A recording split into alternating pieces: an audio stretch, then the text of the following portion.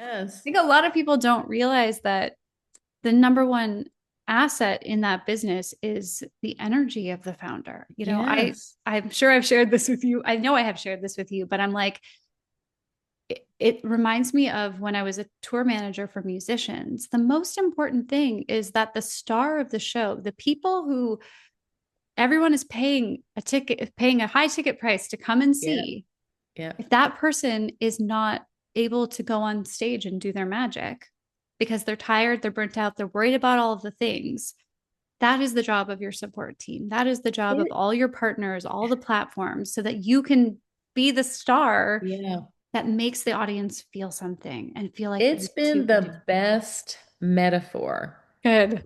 because I've actually given that metaphor to my team about like, here's kind of what's happening and here's how my energy is best when I show up. And if I don't show up and sell something, then we don't have a business every single Mm-hmm. day. So that's been the best metaphor. I thought about you this morning because I had this really boundary slip this morning with this. I had a webinar last night and we have a next step session on Thursday for people who are really serious. And one lady texted me last night and she was like, I really, really want to do passport, but Trish, that time on Thursday, I just can't make it work.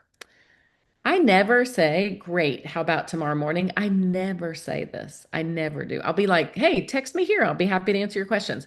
Just happened to be like in a good mood. And I was like, great. How about I give you a call after coffee in the morning time? She's like, great. And I call her. And the first thing she says is, I love what you do. I have $0. So I wanted to see what we could work out here. And I was like, this is what happens when you let your boundaries live. And I A said little to her, gift from the universe to oh you. my gosh. It was like they knew I was going to talk to you today. And I said to her, I said, help me understand why you would book a call with me and take my time when you have no intention of taking a next step with us. Like where I've given you 2.5 hours of time last night Mhm. and an open Q&A where you could have asked any question. She was like, I was just really wanting to talk to you about my personal circumstance. And she was lovely. But I said to her, I said, listen, I would never book a call with a coach knowing that I had no intention to do it. And so it was such a good lesson because I've been asked about that 2 or 3 times this week. And I'm like, okay, boundaries back in place, but only because we have lots of ways we support women. I think this is the big thing that I realized is that if you have a very strong boundary about things, there are probably 7 ways your team can support that person. Mhm. We've built custom GPTs called Ask Trisha. You could literally go in and ask Trisha anything. Um, we have a next step session that we handle all of the calls and all the coaching on that call. We spend 4 or 5 hours with a person before they buy from us. That's what no, most coaches do not do that. Yeah, it's true.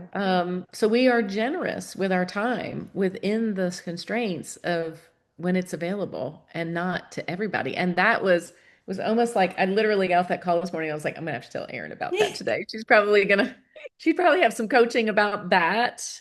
But no, I think it's made me realize that almost anything that I desire, I can really work that result into a process or a system that works well for me and for the people that we serve because we're very customer centric and very very sensitive to customers, but we give them lots of different ways to be supported. And I think that's been a big aha moment versus like giving up my energy or giving up or letting things slip or giving up more time with somebody. It's really been about how do we put a good system in place that supports the greater good Yes. while we really protect and put good boundaries and they feel really supported. Nobody ever says, every time I put another boundary in place, I'm afraid we're going to get terrible reviews for like the next month.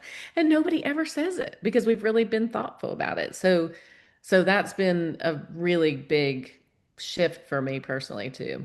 I love that. And I mean, you got a little gift in that phone call because Yeah. okay, it would have been worse actually if the person had said, "Yeah, I just wanted to talk to you. Here's my credit card." Because then you would have been like, maybe I should reopen this, like make myself Exactly. available." But Exactly.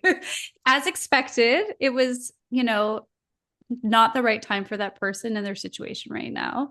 I actually really love the idea of personal filter where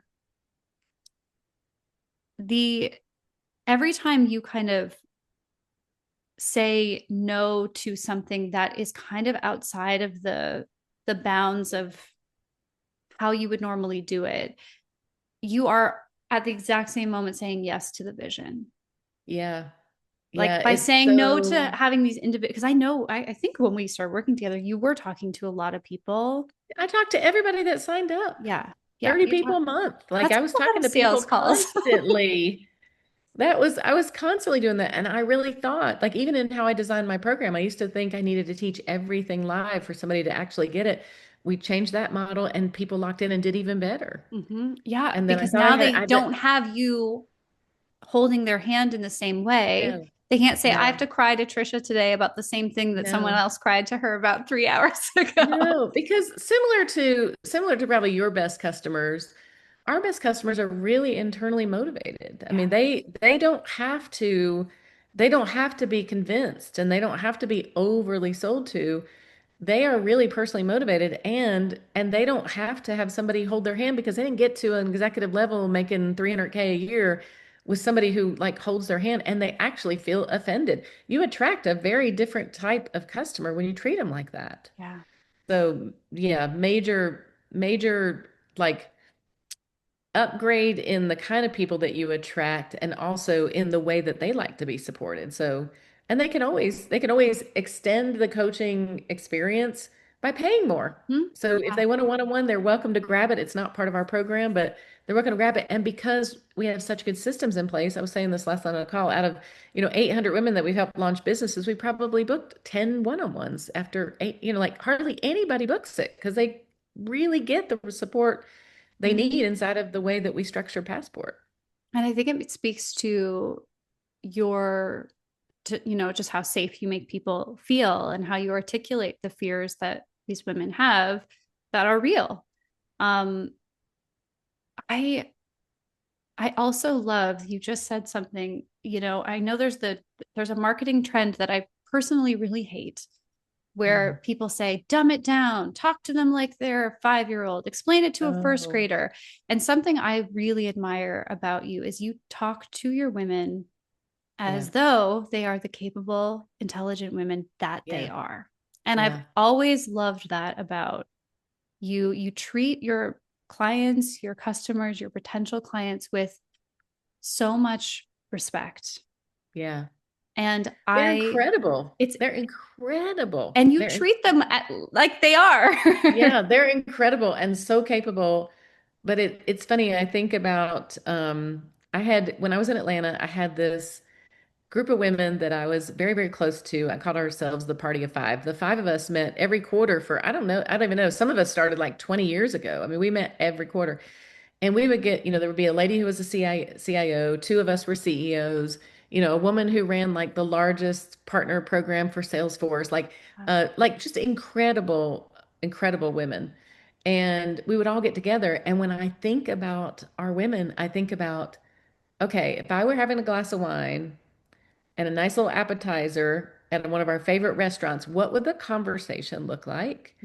And how would we, because those kind of women hate the overly cheerleader facade, Yep.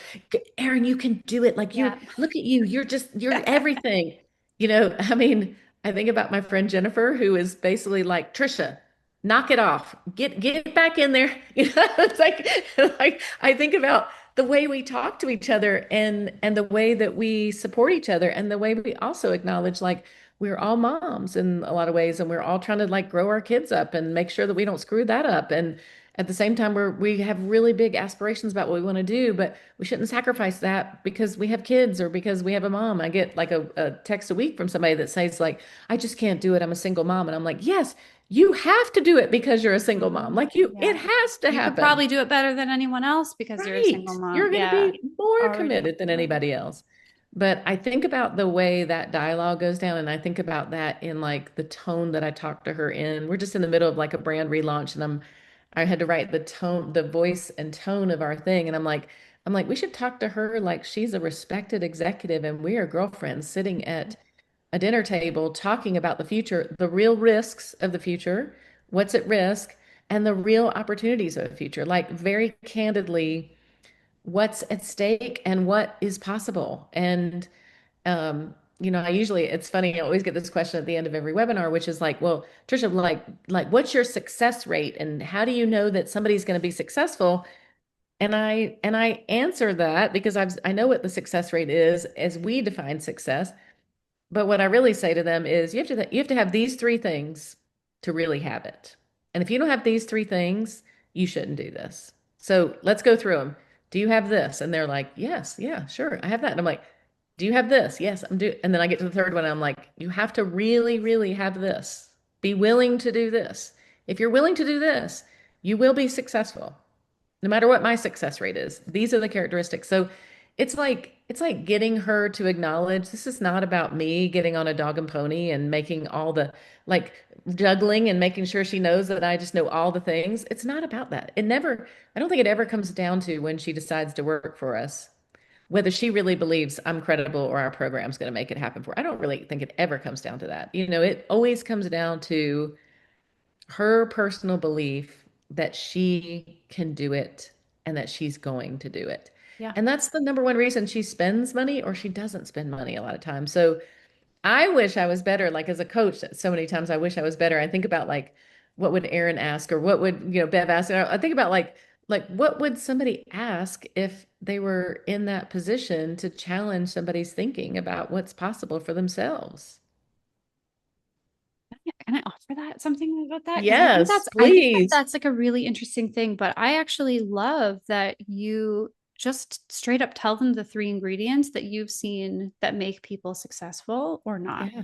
Um, because there is like a coaching marketing technique that I also don't like, where somebody does like challenges, like, how can we get you thinking this way?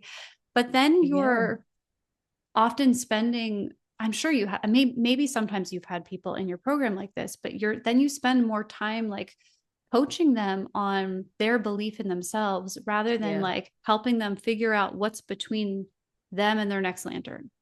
Yes. And Yes. that is, I find that kind of very boring coaching. It's like Yes. not exciting. That's why I only work with people like you. Because Yes. Well, I think about a lady yesterday that I was on a call with that got referred to me by a CIO that I knew in Atlanta really, really well. And I was talking to her yesterday and I'm like, have you ever had a coach? And she's like, no, no. You could tell it was almost like, how ew, dare people you? that have Ew. coaches. And I was like, well, she explained her business to me and I was like, you have two blind spots. I'm not even sure you're aware of them. Here's blind spot number one. Here's blind spot number two. She was like, what? Wow. Yeah. Mm-hmm. And I was like, she was like, I didn't even know. She was like, number one, I didn't even know that that I had them. And number two, I don't even know what to do about them. And I was like, great. This is what we do inside of our program. Mm-hmm. But I said to her, that's the power of coaching. Like I do feel like it's like you think you got it all figured out in a good way or a bad way, no matter how you think your outcome's going to be. But it's like that revealing of the blind spot, revealing of like what's possible, revealing of like, here's seven different ways you could solve that. You do that a lot for me in our coaching is you're like, okay, well let's like just brainstorm. Like, how are all the different ways that we could solve that? And it's like flips my brain because I love brainstorming and I love strategy. I love problem solving. And they do too. My woman does too. But when it comes to her own self, we get women a lot of times at the lowest points, confident wise, Okay. that they've ever been at. We get women who just got let go from somebody that they trusted and worked for 10 years. And we find women who are just like been like gaslit and ignored and shift to the side. And she knows she's no longer got a seat at the table. And all of her identity is tied up in her role and what her title is and how big her office is and all. And whether she says it or not, this is how we all feel. Mm-hmm. And we catch them at their really lowest low. So it's like that sensitive coaching of like you're really not wanting to get into the pool with her to swim around in this like sea of misery, but you're also showing her like there's this flow over here that you can get into that is just going to take you to a very, very different location. Do you want to get in that? Do you want to get in that pool? And let's do it together. But yeah, I do. I find very boring coaching analogies too in some of the spaces that I've been in, and really kind of very flippant, rote answers Yes. to Right. things. And for all of us, it's a little bit. more complicated and deeper than that. Absolutely. Yeah. And that is something, you mentioned that you've always been a natural leader, but I think sometimes when our story is very similar to the kind of work that we do, it is easy to be a little too connected to the story or a little too committed Yeah. to the strategy because this is what worked for me. And something I Um, love about you, and we'll say this about like your mindset, is that you are so flexible in the way that you think. You're oh, curious about what you're thinking. You're curious about where this could go. You always have 7 or 8 different ideas I and do. pathways. And I I think that do. that's what makes you a really lovely person for your clients to work with, because you're not just saying, here's the hardcore formula that you must follow to do this, Yeah. but you're saying, here's a path that we've tested and tried with a lot of people. Here are the 3 ingredients you definitely need to make this work. Yeah. And then we're going to give you a community so you can see how other people are making it theirs, how other people Yeah. are. Maybe some consultants are very warm, and maybe some of them are very strict and hardcore. And that Yeah. all can be welcome because someone wants to be the customer of that person. Yes. Well, and I think having like the opportunity to coach so many different women in Mm-hmm. so many different models that work for them. I had one lady who had a 3 day offer and she did it once a month and then she spent time with her kids. Like I have Love it. people who, go onto 1 or 2 retainers and then that's the only clients that they work with. I have Mm-hmm. other people who drop in and do a 30 or 50K project with somebody and then exit out. I've seen people who have a hybrid mix. I've seen people that use speaking on the front. It's really comes from the tapestry of so many different women who have so many different types of goals that are going to make their lifestyle Yes. work for them inside of their business. And and then, sometimes I get to see that through with a woman and I get to see it actually happen before she graduates. And sometimes she stays in touch with me and is like, oh my gosh, somebody texted us this summer and was like, Trish, I've spent the summer in Portugal. I've served clients 15 hours a week and I've gotten to see where like my grandparents lived and I'm spending time with my cousins and my blah blah blah blah. And I was like, and she just has a totally different model of the way that she does things than anybody else. I like the concept of the match for my temperament Mm. because things that work for me, I have so much resistance. So you're such a great writer. Every time I think about writing a book, I just want to almost throw up. So I know like all of that resistance, sometimes resistance for me is like, oh, this is a clue that I should be doing this. But when I have no relief of the resistance, I'm like, this is not going to be my match. But I think about like, this is so fascinating to me that some people really love to hop on TikTok and create videos and all kinds of content and let people into their little world. I'm watching this guy right now from New York City who like shows us the life of a day and a dad in New York City in his 40s every day. And I'm like fascinated by his content. And I'm like, I would Yeah. never, but I find that he's got 1 million followers and God bless him. Mm-hmm. Um, and there's I took a quiz recently on like Marketing Match and I was thinking, yes, this is what I think about. Like some women love to speak. Great, let's put a speaking on the front end of your Mm-hmm. funnel. Some people love to write. Great, let's create a blog or a book. Some people loved like podcasting would be the death of me because I usually think I about don't know. You're pretty podcasting. good at it. I know. I think about podcasting though as like I love seeing your face, but the minute that I don't see somebody's face, it's Mm-hmm. so about the energy of a person for me. So live events are great for me because I really feed off of the live events, but I think there's so many ways. And I had one coach that said this a long time ago in a program that I was in, and I've just really never forgotten it, which is no matter what you decide to do to market your business or sell your services, you will find people who are very successful doing it that way. Mm-hmm. Yeah. So it Yeah. doesn't matter whether what I choose, if it feels in alignment for me, I can make anything. I have this idea right now in my business that I'm convinced is going to be a home run. I'm convinced it's going to be a home run. But the early returns are this going to be a complete flop in my gut. I know it's going to be a home run. So I will keep working at that until we Mm-hmm. make that a home run. And that's just kind of the wiring of my brain in general. But yeah, I And for think about anyone that. who just missed that, that is the mindset of a successful person, of whole life success, not just with your business. Yeah. It's believing in something as though it's going to happen even before you have evidence that it's going to happen. I mean, Erin, it's so biblical. And we have like different ways that we Yes. view this Yeah. in terms of the world, but it's so biblical. And I feel like I've always had a gift of faith. Like Mm. this is so personal, but like we worked through this over the last year, you and I did, where we put a deposit down on a house. We thought we were going to sell a lot and have all the money for it. And as time kept clicking on and almost a year is coming up, we had not sold the lot. And I told Jeff, I was like, I wake up every day and just know that that's still going to be fine. We didn't have any way to figure it, like on paper, that was not a math equation that was going to math.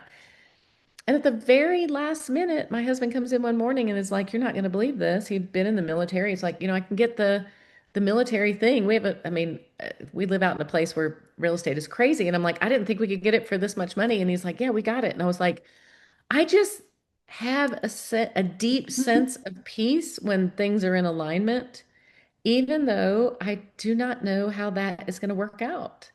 And I think some of that is like, it's never not worked out. So I have like a great track record of it working out.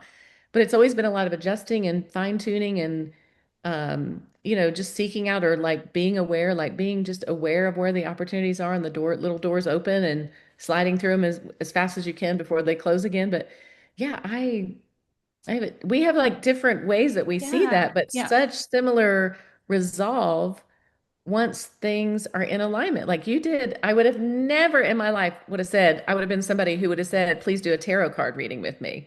But when we did our tarot card reading at Christmas time, that was such an unlock in my interpretation of how I think about that spiritually, to be able to use the messages that I was getting from the universe. I mean, I really do believe we drew exactly what I was supposed to hear at exactly that time.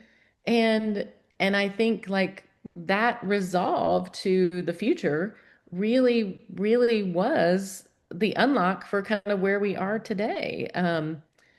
So yeah, I have very like not and not it's not even stubborn because I wouldn't even call it like stubborn. I'm not stuck on something that clearly is not the right thing. I think I've learned to tune into what feels like the right thing and then just be resolved to Yeah. making it the right thing. Yeah. Yeah. Resolute. It's a really good word. Absolute. And, you said you have a incredible track record because you don't just take the messages and feel warm and fuzzy about them. You then Yeah. go say, okay, we're going to go create this, or we're going to make the space to let it come in. Yeah. I And mean, that's the it. way that I ended up, I even think about like how I ended up in Park City. And I ended up in Park City because when we brought my daughter here for graduation from college, we would sit out on this beautiful porch. It was low humidity. I lived in the southeast, so the humidity is Mhm. horrible in the south. Sitting on the porch, having a beer every night, talking about like how lovely this weather is, how much we like it out here, just how lovely. We've been coming here for 25 years. And literally one of the last nights, I said to my husband, why don't we just like move out here? And my daughter's sitting on the other chair and she's like about to have a heart attack. And my husband was like, well, do you think we could move out here? And I'm like, why not? Let's just go back and put the house up for sale and see what happens. And my daughter didn't think that was really going to happen, but she knows enough about her Now mom and she dad knows that better. if we say something's probably going to happen. We went home and put that house on the market and sold it in 2 days. Almost doubled our money on that house. Wow. Moved out here a month later with nothing. We put like our clothes in a pod and we moved out here and I remember because what's so crazy is how the universe works for us is, like we had looked at a house and a series of houses that we thought about buying as a second home 5 years before that. And I said to Jeff, wow, Jeff, if this particular row of houses, I don't know if you remember me telling you, if this Yes. particular Yeah. row of houses comes available, I would buy one of these right here. And we initially came out to rent. And the night after we sold the house and put it under contract, Jeff's looking online and he's like, Tricia, you're not going to believe this. Remember when you pointed at that row and you said, if that comes available, he's like, that's available to rent today. And we locked down the rent and we were in there. And I just was like, thank you, Jesus, because that all kind of came together in a way that nobody could Right. There's no other explanation for that Right. other than you're moving in faith. Hmm. No other explanation for that. It was so crazy. And now that I live out here and literally in that area, there's thousands of houses that particular unit was available. I'm like, this is only like being led by what I feel like is the right next move. Yeah. Yeah. So That anyway, you couldn't have said yes to and wouldn't have even known about if you hadn't taken the leap and put your house up for sale. yeah, I think you have So, to take the yeah. first step before Yeah. the rest gets revealed. And you don't have the luxury. I talk to so many women that want to get risk down to zero. Right. And it's like, name another circumstance in life where the best thing that ever happened to you gets down to zero risk. Nothing. Yeah. The only time there's going to be zero risk is when we're not here anymore. When we're dead, Right. that's it. That's it. Right. There's zero No, breath, you no get zero risk. risk. You get zero risk anymore. But I do find that the ones that are like willing to, and for some of us that comes so naturally, for most of us it doesn't. Right. For most of us it comes with like a lot of resistance and a lot of like we're looking for all the signs and we're looking for all the things. And the truth is the first step has to happen before the rest gets revealed. Oh, I'm so glad you said that. Because I think, different spiritual practices, but a Yeah. lot of people like in these kind of in any faith or spiritual world will say, I'm just waiting for a sign. I'm just waiting for a sign. I really do personally believe you have to make the first sign. You Yeah. have to do the first thing that switches on the light to say, this is what I want. This is I'm really Yeah. serious. And And Erin, I'm curious for you, yeah, where do you hear the first sign? Like what's the indication you've gotten the sign that you're to take a left or take a right? it's like a thought pops into my head Yeah. and I'm just like, oh yeah, that's a great idea. And then I'm just like, who said that? Who Yes. it's not Yes. like, and then I'm like, where did that even come from? Mhm. And that happened with our house too. Yes. We weren't even looking for a house. And we walked into this house and said, I looked around. My best friend was my real estate agent. And we said, she was like, this is your house. I'm like, this is my house. Yeah, isn't And it that was crazy? twice as expensive as where we were living. We Yep. didn't really know how we were going to afford it. But then within the first year that we moved in, our stocks went crazy. My business Yep. finally took off. Like Yep. we were suddenly like, oh, that's how we're going to afford it. That's how it's gonna happen. Magic. It's so true. It's so true though, because I think like there's a difference. Here's my distinguish difference is that sometimes I'll hear a thought and I'll think like a little cloud that just kind of goes in my brain, it little swishes around for a minute and then it kind of goes out. That thought I don't pay a whole lot of attention to. Oh, sorry, put Oh, my that's little okay. hand You're up. good. That thought I don't pay attention to a whole lot. It's the thought that comes in my morning time on Monday and then comes back in my quiet time on Wednesday. And then I'm out talking to a friend and they say something to me that mirrors back the Mm-hmm. same thought again. And Mm-hmm. by the time I get about three or four of those, I'm like, okay, this is probably something I should say out loud to somebody. Mm-hmm. So usually it's like, hey, you're not going to believe this, but I was thinking, this is this crazy? Should we maybe be doing this? And then my husband will say like, "Oh my God, that's so weird that you say that." Like it's almost like sometimes my husband and I are in the kitchen doing something and we sing the same song at the same time and I'm Yes. like, "This is so bizarre. How would you sing this line from the same song at the same time?" So I know like there's some people that I just have that like connection Mm-hmm. with where you know like you say something out loud and they're like, "Oh, that just Yeah. feels like that should happen." And usually it's like three signs because I get a lot of thoughts. If I paid attention to everything, negative or positive, that I really went through my brain, it would be dangerous. But it's usually like it's like it's like you looked at a house online, probably saw that house and thought, well, that's cute. And then maybe we go with our realtor and you come back and you're like, wait a minute, this feels like it's going to be my house. And no matter how it looks on paper, Yeah. It did not make sense on paper it at does all. not make sense.